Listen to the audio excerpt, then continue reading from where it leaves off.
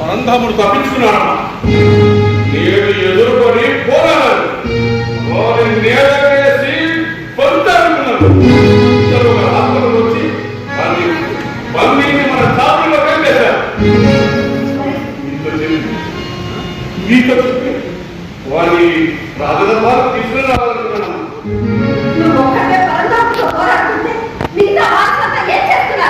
ఏమమ్మా, వారు ఎవరికి ఏమి పట్టట్టున్నారు? ఏమి పట్టలేదు, ఏమి పట్టలేదు, ఎవరి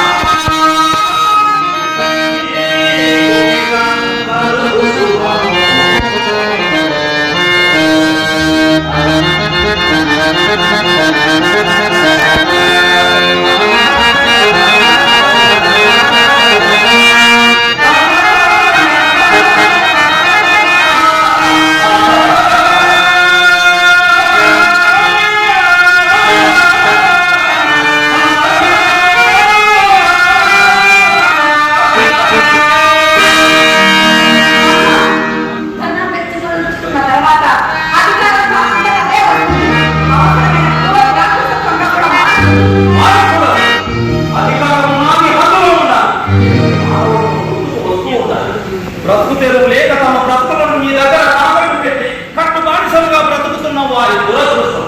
ఆ దురదృష్టాన్ని మరణము పోయడం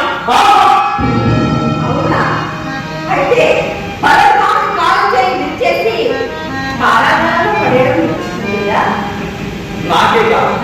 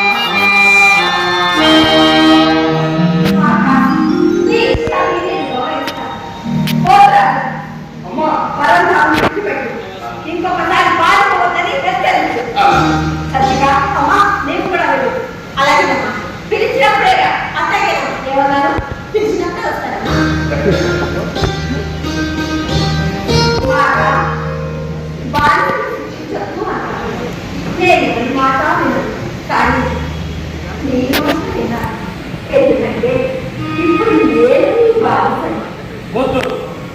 అంతటి స్థానం నాకు అవసరం లేదు. నేను నీ బానిస. ఏ పని చేయాలో చెప్పండి. నన్ను ప్రేమించు, లాలించు, పాలించు, అదే నీ భాగ్యమని భావించు.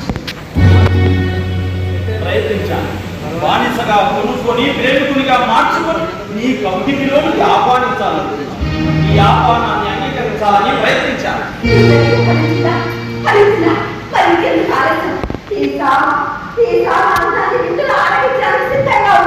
ప్రయత్నించాను, కానీ నాకు ఒక మనస్సు అది అంగీకరించలేదు. నా మనసులో ఉన్న నా ప్రేయసి అంగీకరించలేదు. నా ప్రేయసి పేరు గంగ. గంగలా పవిత్రమైన తానున్న చోటికి అపవిత్రమైన నిన్ను ఆహ్వానించడం తప్పు.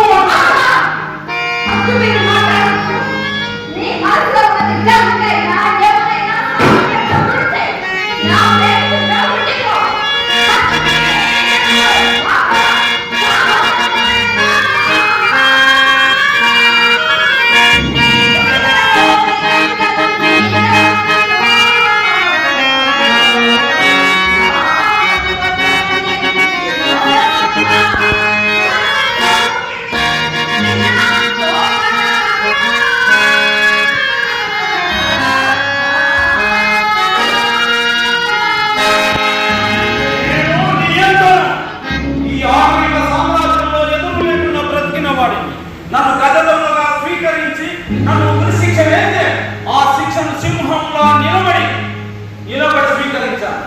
ఆ మరణం నుండి నువ్వు తప్పించినంత మాత్రాన నేను నీ మాట విన్నాను. నీ స్వార్థానికి తల ఊపి నీ కౌగిట కరిగిపోదానని భ్రమపడదు.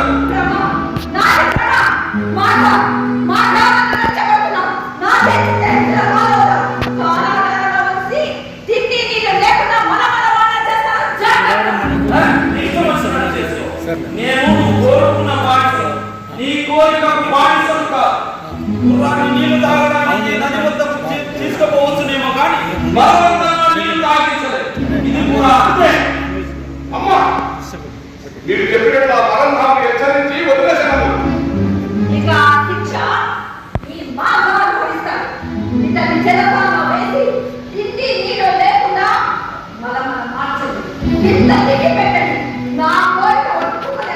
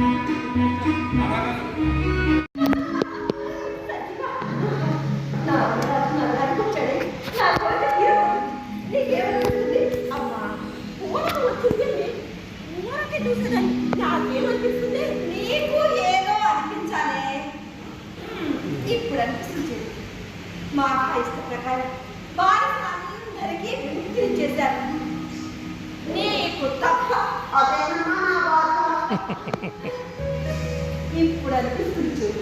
నా ఆస్తిలో కొంత భాగాన్ని నీకు, నీ ఆనందానికి ఇచ్చి మీ ఇద్దరే దాన్ని యజమాని చేస్తాను. అమ్మా, ఇప్పుడు అనిపిస్తుందమ్మా.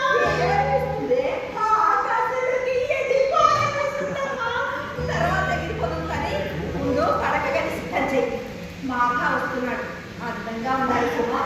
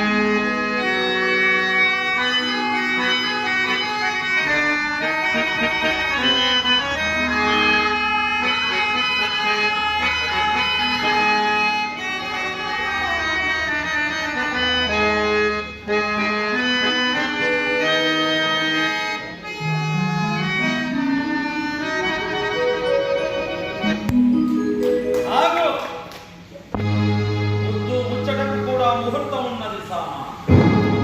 ఎందరో ఈ ప్రణయ మందిరాన నీ ఎదపై సరససుధా తరంగాల ఓదలాడి ఆ వరుసలో నేను ఉన్నాను అనే సత్యాన్ని మరపరిచి నేను నీ కవిత కలిపోవాలా?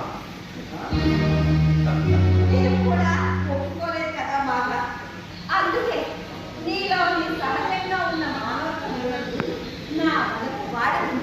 నీతో సాంగత్యాన్ని సాధించింది. నీవు సాధించిన ఈ సాంగత్యం యాంత్రికమని నీకు తెలియదా? మాట దేవదాసి రమ్మ కూడా తన తనను ఎంతో మందికి పంచిపెట్టినట్టు పురాణాలు చెబుతుంది. కానీ ఆమె మనసు మాత్రం మనకు వెళ్ళి ఆ సత్యమే మన సరస కృత్యములకు నిత్యము ఆకృతి కావాలి. ఈ సామ్రాజ్యంలో బానిస వ్యవస్థ కలిసిపోయినది.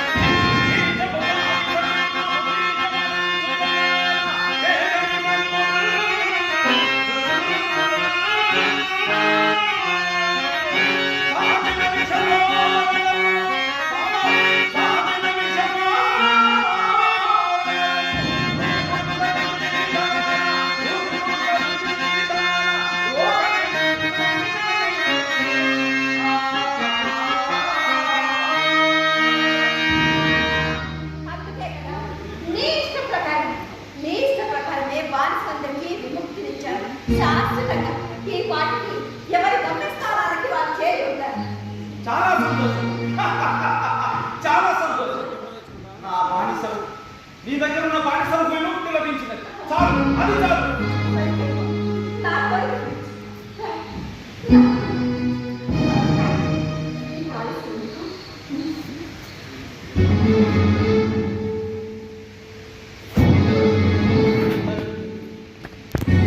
నీ కోరిక తీరదు సామా. నీ దగ్గర ఉన్న బానిసలు చిత్రహింసలు అనుభవించిన నిందించడం నాకు బాధ కలిగించినది. అందుకే నీ బలహీనతను వాడుకున్నాను, ఒక అసత్యాన్ని చెప్పాను. నా బాధ్యతను విడిపించుకోగలిగాను. చాలు, అది చాలు.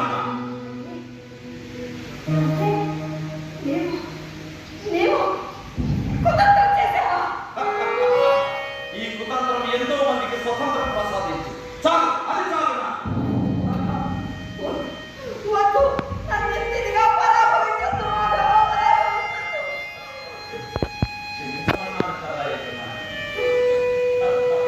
క్షమించమన్నాడు కదా. నేను చేసిన మోసానికి నేనే శిక్ష అనుభవిస్తాను. నేను చేసిన మోసానికి నేనే శిక్షణ అనుభవిస్తాను. సామా, ఇదిగో విషం.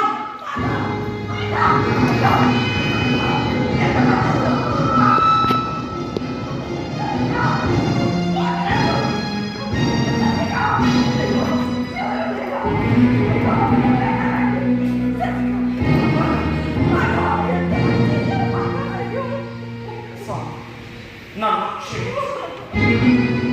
పవిత్రమైన దంపతులకు పుట్టిన ఈ జనం వేషావృతిలో అపవిత్రమైపోయిన నీ స్పర్శతో కలవరం చేయలేదు. నన్ను క్షమించు. మనస్సు అనే మంత్రం వేసి నన్ను యంత్రం చేయాలనుకున్నాను.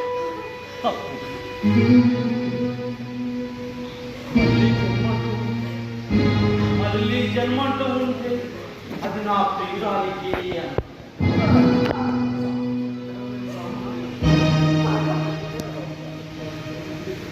అందం జన్మకు అలంకారం కావాలి కానీ అహంకారం కాదు.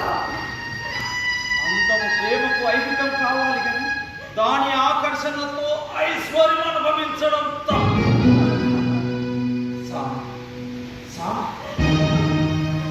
మనసు లేకున్నా ఉంది అని నీవు నేను పాడసను కాలేను.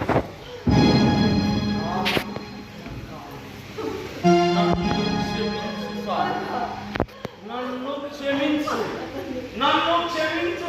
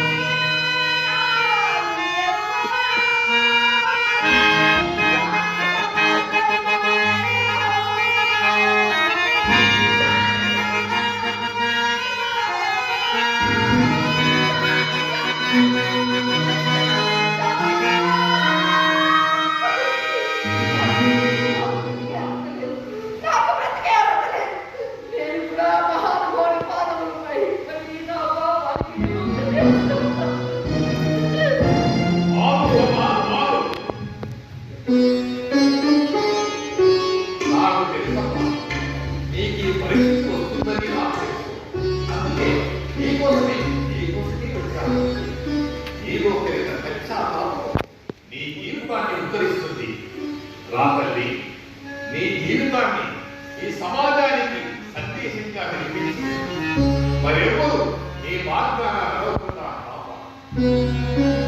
బాధ్యత భక్తు వేశ్య భాగ్యుల మాయలో పడకుండా మంచి మార్గం రండి. నీచమైన వారసు వ్యవస్థను నిర్మూలించండి.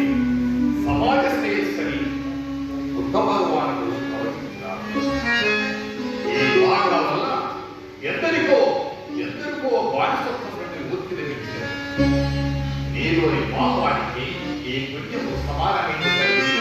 నీవు కడు ధన్యవాదాలు సర్వమానవాణి సౌమ్యము